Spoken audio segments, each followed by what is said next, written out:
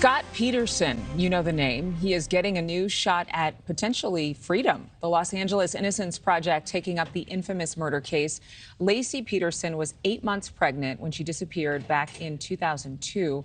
Scott was later charged with her murder after the body of his wife, Laci, and their unborn baby washed along the shores of the San Francisco Bay. Peterson, convicted after damning personal information, was presented during his trial, including an affair with another woman, a massage therapist. Now, the Los Angeles Innocence Project says that there is new material that led to, or rather the material that led to a guilty verdict might have made him look bad, but that was circumstantial evidence. And the group is seeking to present new proof that they say will show that he is truly innocent, and is described in a new motion that is hundreds of pages long. We're joined right now by criminal defense attorney Lara Yeretsian.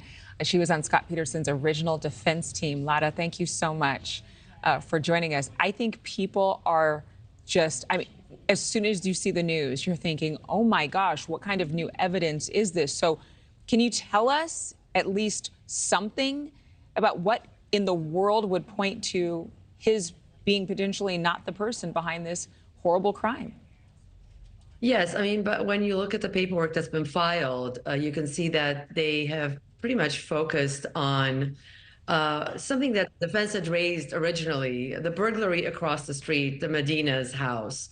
There were several burglars there, and it's pretty clear to me that with the request that the team has now, where they're trying to get DNA tested on a number of items. Some are items that were found either on the bodies, Laci's body and baby Connor's body, including, duct tape or twine or, other items that were around the body or near the body, like a tarp and other items, a bag, a Target bag. And they're trying to compare those to items that were taken from the Medina's house. These were neighbors who lived across the street from the Petersons, and their house was burglarized. The defense position was always that the house was burglarized the same morning of Laci's disappearance, and that there may have been a confrontation between Laci and these burglars. And there had been sightings of a van outside of the Medina's house the same morning with some individuals outside it,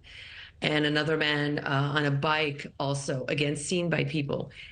So we can see that there's a request to do some DNA testing from items left by the burglars at the Medina's house, and also some items that were recovered from a van, an orange van, that was intentionally burned and found the next day on the 25th of December 25 of 2002. So they're also trying to get pieces of a mattress that was found in that van tested, and there was presumptive blood on the mattress.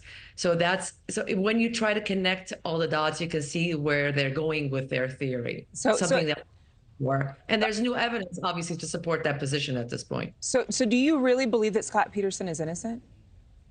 Of course, I believe Scott Peterson is innocent. This is something the entire team believed wholeheartedly, and Scott has maintained his innocence from day one. Now, was there some circumstantial evidence? Maybe, but there was nothing that directly connected Scott Peterson. There was no forensic evidence that connected him to the crime. Now, the prosecution theory was that he killed her the night before on December 23rd, or possibly very early morning hours of the 24th.